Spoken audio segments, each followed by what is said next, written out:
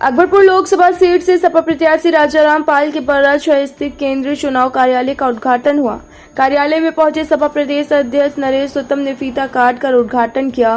प्रदेश अध्यक्ष ने संबोधन किया और पूर्व विधायक सतीश निगम और मोहम्मद हसन रूमी, सपा विधायक ग्रामीण जिलाध्यक्ष मुनींद्र शुक्ला, महानगर अध्यक्ष फजल महमूद, कांग्रेस महानगर अध्यक्ष नौशाद आलम मंसूरी, पूर्व विधायक भूधर नारायण मिश्र ने संबोधित किया। कार्यकर्ताओं की भीड़ उमड़ी रही।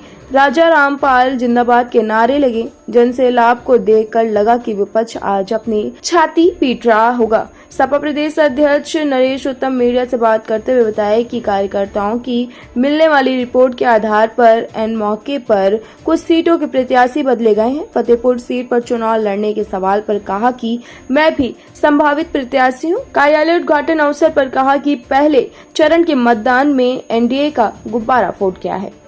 टुडे इंडिया लाइव न्यूज से पंकज अवस्थी की खास रिपोर्ट। पटेल, प्रदेश अध्यक्ष समाजवादी पार्टी।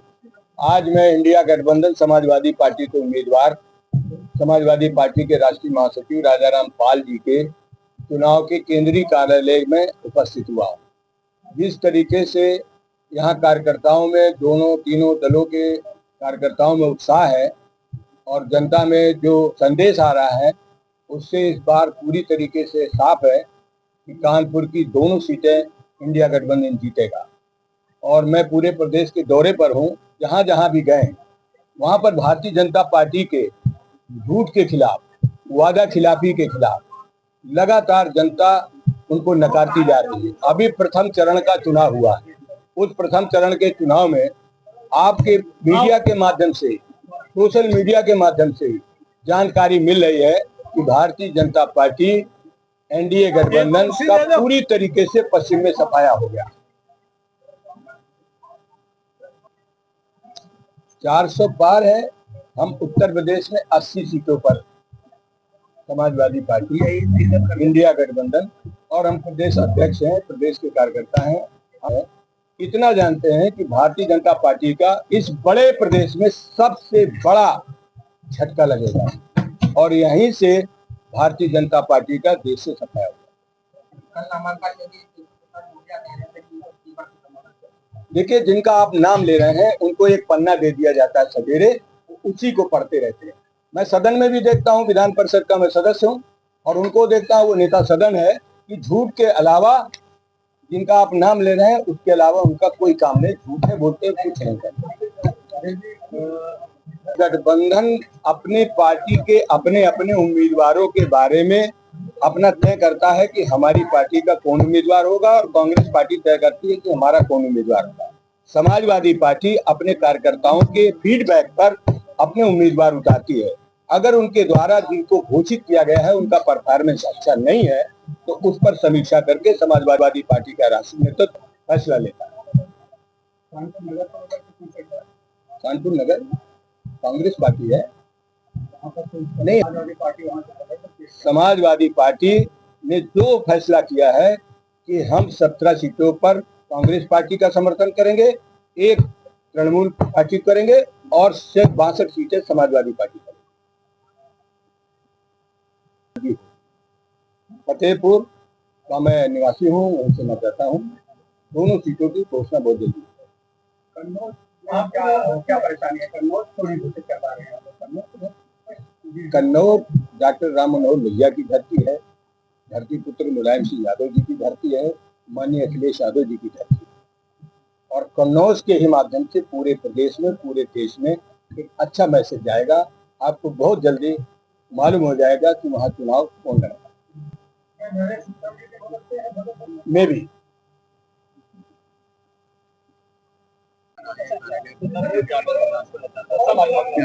देखिए, आज समाजवादी पार्टी के अकबरपुर लोकसभा के प्रत्याशी आदरणीय पूर्व सांसद राजाराम पाल जी के कार्यालय का उद्घाटन है और इस उद्घाटन का समय इन्होंने रखा था सुबह 11 बजे से और 11 बजे से और ये समय 3 बजे का होने जा रहा है। लगातार जनसैलाब है और ये जनसैलाब और वोटरों का अंडरकरंट ये बता रहा है कि जो 10 साल का झूठ, जो 10 साल में झूठे वादे किए थे, 10 साल का कुशासन जो इन लोग उसके बाद भी 400 पार की बात कर रहे हैं, तो यहाँ के वोटरों ने अब की उनको तली पार भेजने का फैसला कर लिया है।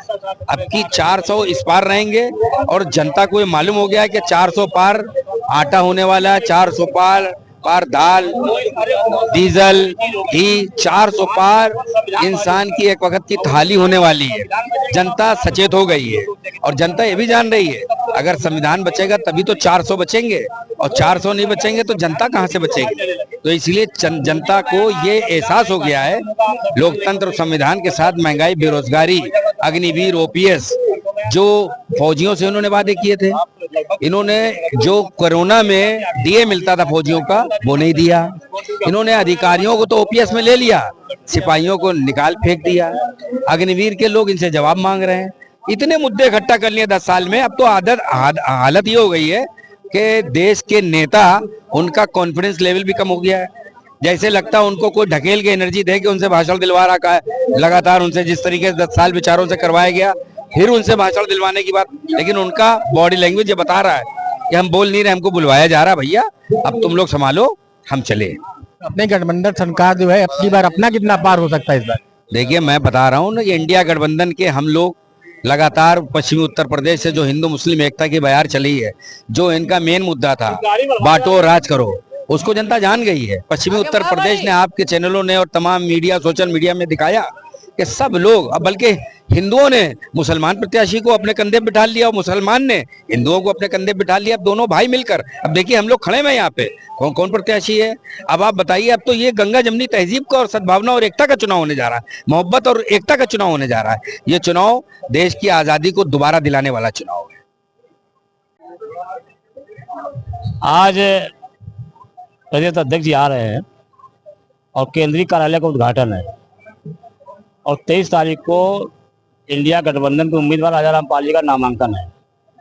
तो ये आप मान के चलिए कि राजा रामपाल जी इंडिया गठबंधन चुनाव जीत रहा है और बीजेपी का पराभव का दौर शुरू हो गया। पश्चिम से शुरू हुआ, यहाँ बढ़ता चला जाएगा, वापसी नहीं है। वो अब उनको पता चल जाएगा, 400 पता चल जाएगा उनको। 400 कोई 400 डीजल का भाव बता रहे हैं कि 400 पेट्रोल का भाव बता रहे हैं कि 400 का गैस का भाव बता रहे हैं, क्या बता रहे हैं। 400 पार तो सपना भूल जाए, वो 150 पार हो जाए बड़ी चीज है। जो माहौल है, देखिए हम लोग तो अभी जो पहला राउंड हुआ सब जीत रहे हैं, एक सीट पे लड़ाई पे, बाकी सब सीट जीत रहे हैं।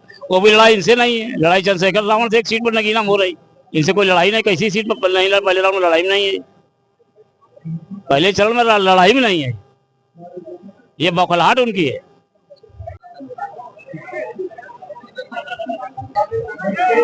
हमारा मानना है किसी भी क्षेत्र में मुकाम हासिल करने के लिए, चाहे वो खेती हो, व्यापार हो, पढ़ाई हो, नौकरी हो, पॉलिटिक्स हो, किसी क्षेत्र में मुकाम अगर हासिल करना है तो whole time, whole life, whole heart करो। दुनिया की कोई ताकत तुम्हें वहां पहुंचने से नहीं रोक सकती जितने प्रयास से कोई पहुंचा है। तो हमने तो इसको जिया है, ये तो औपचारिकता है। हम तो चुनाव सालों से लड़ रहे हैं और सातों दिन रातों दिन हमारा टाइम फिक्स है।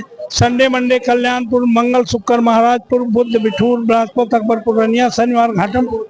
इससे ज्यादा न समय है न इससे ज्यादा दिन है। हम लोग तो लगातार कर रहे हैं, तो फॉर्मेलिटी है। 80% से ज्यादा हम लोग डोर टू डोर, गांव टू गांव, गली गली कर चुके हैं।